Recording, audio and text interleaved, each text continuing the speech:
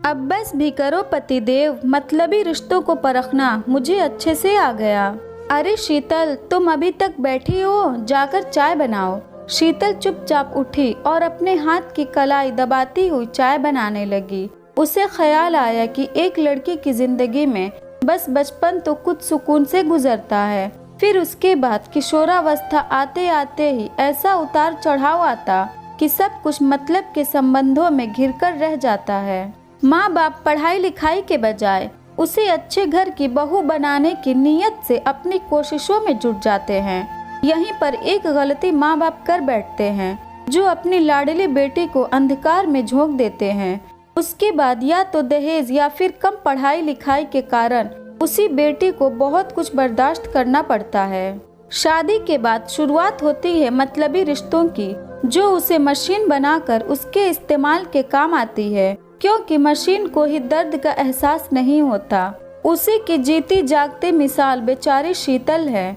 अगर उसके माँ बाप ने दहेज के बजाय शीतल को अपने पैरों पर खड़ा किया होता तो आज शीतल इस तरह से घुट घुट कर जीवन गुजारने पर मजबूर ना होती। उसकी शादी हुई थी तो वह एक चहकती हुई चिड़िया सी दिन भर चहकती रहती थी।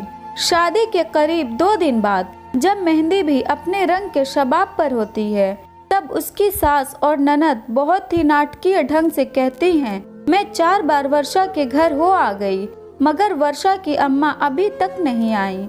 बताओ, झाड़ू पोछा बर्तन अभी तक पड़ा है। शीतल सासू माँ से कहती है, मम्मी जी आप शांत रहिए, बर्तन मैं साफ कर लूंगी। ननद कहती है, मैं झाड़ू पोछा कर लूंगी। शीतल चुपचाप उठकर बर्तन साफ करने लगती है। दूसरे दिन, अरे शीतल, अपनी ननद के लिए 1 मग दूध दे दे बेटा, उसका बहुत सिर दर्द होता है। अब घर के आए मेहमान जैसे चाची सास वगैरह भी नई बहू को काम करते देख बेचारे जुट जाते। आज शाम को घर में पार्टी है, तो शीतल ऐसा करो, पहली रसोई में सभी घर वालों और मेहमानों के लिए कच्ची रसोई बना लो। शीतल बेचारी लग गई रसोई में तो चाची सास से नहीं रहा गया।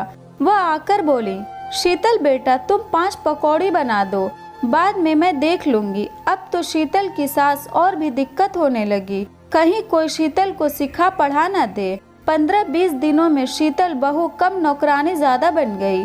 फिर तो उसकी मासूमियत को इस तरह इस्तेमाल किया गया कि जैसे वह सिर्फ एक कठपुतली मात्र हो। शीतल काम करती और जैसे ही पति के आने का समय होता, सास और ननद अपना दिखावटीपन शुरू कर देती। कभी अगर वह थक कर जरा सी बैठी हो तो सब्जी काट लो बैठे बैठे। अब तो पति देव भी अपनी माता का पक्ष लेकर उसको 4 बातें सुनाते। सास भी कुछ न कुछ अपनी चाल से उसका काम बिगाड़ कर निकल लेती। शीतल चुपचाप सबकी नफरत और झिड़क सहती रही। अब सुबह 5 बजे से उठकर झाड़ू पोछा बर्तन और 6 बजे तक नहा धोकर नाश्ता बनाना, उसके बाद भी काम 12 बजे, फिर खाने की शुरुआत 5 बजे तक चौका बर्तन और फिर चाय नाश्ता, और कोई मेहमान आ गया तो फिर स्पेशल बहू के हाथ के पकौड़े या हलवा बनाओ। रात का खाना अभी नहीं भूख है, मगर 11 या 12 बजते ही दम आलू बनाओ या आलू का पराठा बना दो। जब घर के सब लोग खर्राटे भरते, शीतल बेचारी काम में लगी रहती। रात के 1-2 बजे बिस्तर मिलता और सुबह 4 से 5 बजे फिर शुरुआत। कभी कभार तो सोने को भी नहीं मिलता। अब इंसान को कब तक मशीन बनाकर रखोगे? शीतल बीमार है तो भी कोई पूछने वाला नहीं है। 2-2 दिन बुखार में पड़ी रहती, पर क्या मजाल कोई 1 कप चाय बनाकर दे दे।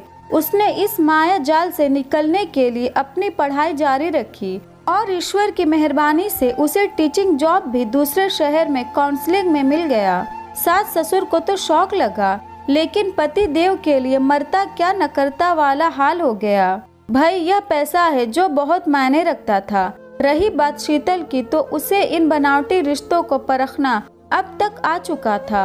आज शादी के 19 साल के बाद जब होली पर ससुराल में सास और देवरानी की एक दूसरे पर आरोप प्रत्यारोप सुनकर भी शीतल शांत रही, तो उसके पतिदेव ने कहा, बताओ तुम क्या कहती हो? शीतल ने कहा, आपको जो कुछ करना है करिए, मैं काम वाली और खाने वाली के पैसे भेजती रहूंगी, अपने पास रख भी लूंगी, मगर मैं अब यहाँ आकर मेरा रहना मुमकिन नहीं। आप यह समझिए मैं यहाँ से दूर शहर में चैन से जी रही हूँ। अब मैं वह मासूम पुरानी शीतल नहीं, एक समझदार अध्यापिका हूँ। मेरा तो कहना है कि अब बस भी करो पतिदेव जी, मतलबी रिश्तों को मुझे अच्छे से परखना आ गया। पतिदेव चुपचाप मौन धारण कर नीची नजरों से बस जमीन को ताकते रह गए। अगर आप अपनी बेटी का भला सोचते हैं तो तुम्हें भी पराई बेटियों को हमदर्दी की नज़र से देखना पड़ेगा, क्योंकि यह सच्चाई आपको कबूल करनी ही पड़ेगी कि बुढ़ापे में बेटा और बेटी नहीं, बहू ही सेवा करती है। अगर ये स्टोरी आपको अच्छी लगी तो इस वीडियो को लाइक करें और नए हैं तो हमारे चैनल को भी सब्सक्राइब करें।